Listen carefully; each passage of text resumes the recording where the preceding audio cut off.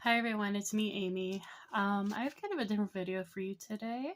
Um, One of my New Year's resolutions this year was I wanted to read more, and while I haven't really been keeping up with it that well, I did get through 3 books, and I read them back earlier this year in like January and February. And today I figured I would do kind of like a oral book report, I guess would be the word. Um, I'm not much of a reader, but I did like all 3 of these books I've read. I'm going to be honest, they're kids' books. I mean, they're not like books for adults. I mean, they're not like 300 pages or anything like that. One of them comes close to it though. But yeah, they're all pretty. I really enjoyed all of them, so I figured I would tell you about them.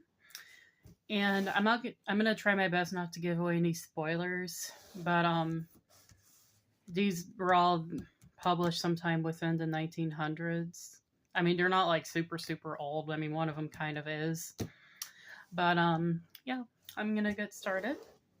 Okay, the first one I read was Drifting Snow by James Houston. And this book is, I'm going to read the back of it for you because I'm not really good at explaining books, but I'm just going to read it from the back. Okay. Taken south as a very small child from her Inuit Eskimo parents in the Canadian Arctic to save her life from tuberculosis, Elizabeth was one of the children whose identity papers were lost. As a young teenager, she returns to the Arctic in search of her family and her own culture and language. She decides to stay on Nisak Island with a friendly Inuit Eskimo family that includes Uvalu, a girl about her own age, and Puda, a somewhat older boy. Uvalu and Puda both speak some English, taught to them by an internet teacher who comes seasonally to give them school lessons. Days of near starvation alleviated when the girls in the small settlement discover a way to go under the thick sea ice and collect clams. Weeks of summery plenty that follow on the mainland, catching salmon, hunting caribou and geese, then celebrating with dance and song. A return crossing to the island that is nearly fatal as sea ice and storms close in on their frail boat are all part of the life Elizabeth shares. Okay, so this book came out in the 90s. I want to say it was, let me find it. Yeah, 1992 by James Houston. All right, that's some of the Inuit writing. I think that was pretty cool. I haven't read too many books about like Native American, but which I mean, this was a Canadian. This was based in Canada, technically. I'm going to read the author's note for you. A number of years ago, some very young children had to be hurried south from their Arctic homes and parents so that their lives might be saved from tuberculosis. In the rushing confusion, the identity papers of some of those children were misplaced. Later, these young Inuit were eager to return to the Arctic to find their families, their names, and even their own language, which they had lost. I've chosen to write about one of these young persons. This story is based on some true events that occurred during the early part of my 12-year stay in the eastern Arctic. Several young people undertook a determined and sometimes dangerous effort to find family roots and to understand the past. James Houston, Cape Dorset, Baffin Island, September 1991. All right. So I'm not going to give any spoilers in case anyone wants to read it. I really like this book. Again, this girl's about 13 to 14 years old. She goes by Elizabeth at first, but she finds out what her true name is. I'm not going to give away any spoilers. She does find her family. I'm going to say that much. And there's kind of a fun plot twist. I did really like this book. It was the first one I read out of all these, and I would recommend it. I'm going to kind of keep all these like little reports short because I do have 3 of them. Okay, so that was Drifting Snow. These are all probably out of print, but I was able to find them on thrift books and eBay. So the next book is by Elizabeth Gouge. It's called The Little White Horse. And it has a message from J.K. Rowling. I absolutely adore The Little White Horse. J.K. Rowling, creator of the Harry Potter books. You see that there? I'm not really a Harry Potter fan, but I do admire J.K. Rowling because I do think she came up with a really creative idea. Okay, so I'm going to read you the back of this book too. A new fashion story that is wonderful as the best fairy tales. When orphaned young Maria Merriweather arrives at Moonacre Manor, she feels as if she's entered paradise. Her new guardian, her uncle Sir Benjamin, is kind and funny. The manor itself feels like home right away, and every person and animal she meets is like an old friend. But there's something incredibly sad beneath all of this beauty and comfort, a tragedy that happened years ago, shadowing Moonacre Manor and the town around it. And Maria is determined to learn about it, change it, and give her own life story a happy ending. But what can one solitary girl do? And this review is from the Saturday Review. The theme of the story is as old as the fairy tales, and it is written with a haunting beauty of wording and atmosphere. It is a book to cherish, to read again and again and again. Right. This is probably my favorite one I've read out of the three. It's really imaginative story. This girl, Maria, she got a wild imagination, but a lot of this is not actually put up to her imagination. It actually did happen in the story in this book. It was published in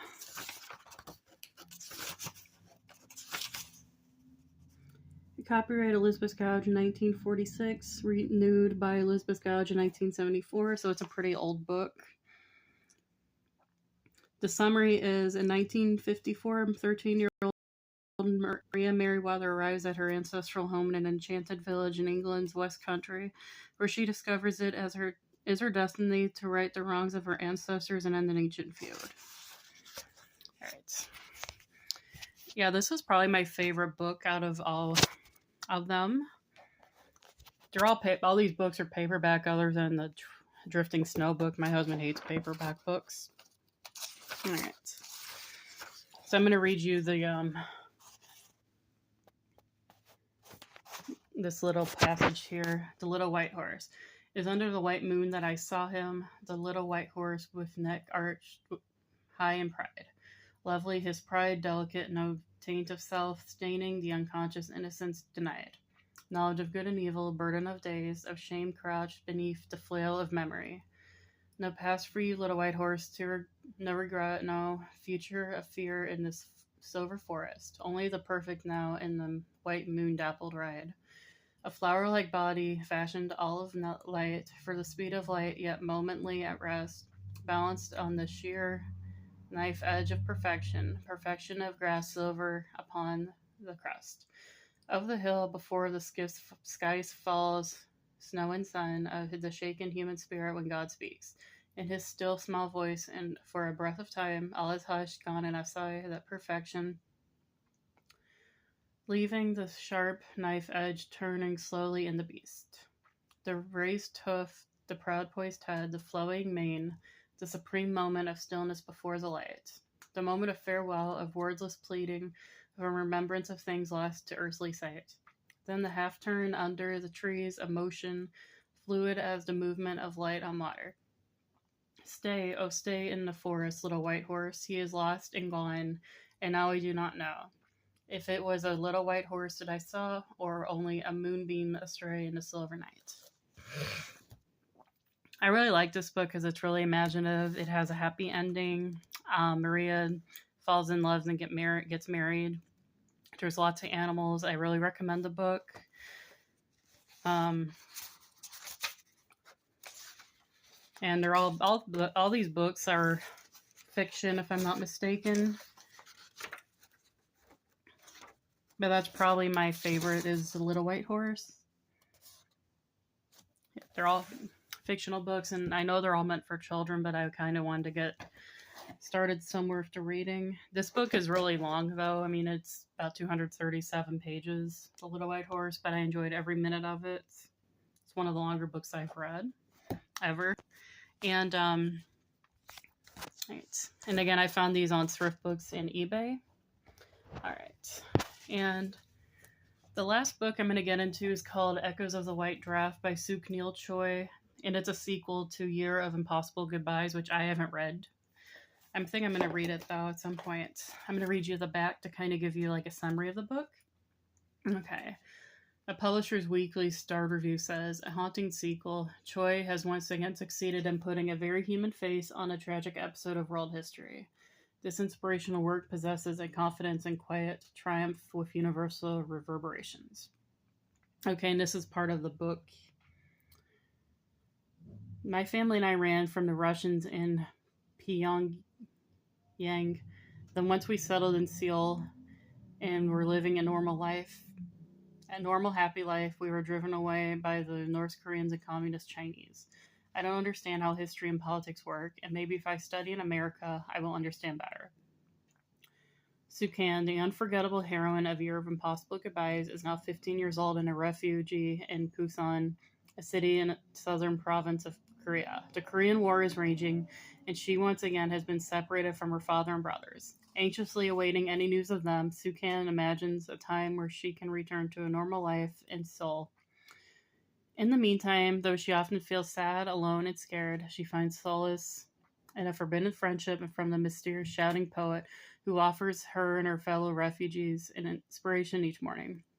As Sukan grows into an unconventional, free-thinking young woman willing to challenge traditions of female behavior, we are given a revealing look at the role of women in Korean society. Echoes of the White Draft is an engrossing, romantic story of an exceptional young woman's coming of age. So this book starts out, it's a sequel to Year of Impossible Goodbyes, which I haven't read. I really like this book. It starts out with her going to a school in Busan. It was published in 1993, if I'm not mistaken. Yes. Okay. And it's kind of a book about, in summary, 15-year-old Sukan adjusts to life in the refugee village in Busan, but continues to hope that the civil war will end and her family be reunited in Seoul. I really like this book. It does have a few sad parts in it. Like there's someone does pass away in this book, or two people actually. So parts of it are sad. She does, and no spoil. I'm gonna try not to do any spoilers, but she does end up going to school in America. It's a long road for her, but she does end up going to school in America. And I really like this book. I'm going to read part of this on the back about the author. Born in Pyongyang, hopefully I'm pronouncing that right, North Korea, Suk Neil Choi spent 2.5 years as a refugee in Busan during the Korean War and later immigrated to the United States to pursue a college education. She now lives in Boston, Massachusetts, and is a full-time writer. She is the author of the highly acclaimed Year of Impossible Goodbyes, which Kirkus Reviews calls a vividly written, compelling, authentic story, and Publishers Weekly called an account of the triumph of the human spirit in an unjust world. To continue with Sukan on her journey to America, be sure to read Suk Neil Choi's Gathering of Pearls. It is easy to fall in love with this gentle girl. Readers who share in this emotional journey with Sukan will grow along with her wisdom. School Library Journal review of Gathering of Pearls. So there's a third part of this book too. All right. I really liked this book as well, but I liked all three of them. I know I'm not great at reviewing books, but I hope you guys enjoyed this video, and I hope it's inspired you to maybe try looking into these books. I would read all of them again. I think I might in the future. If you guys like this video, I could try to do it again with different books, and hope you guys have a great day.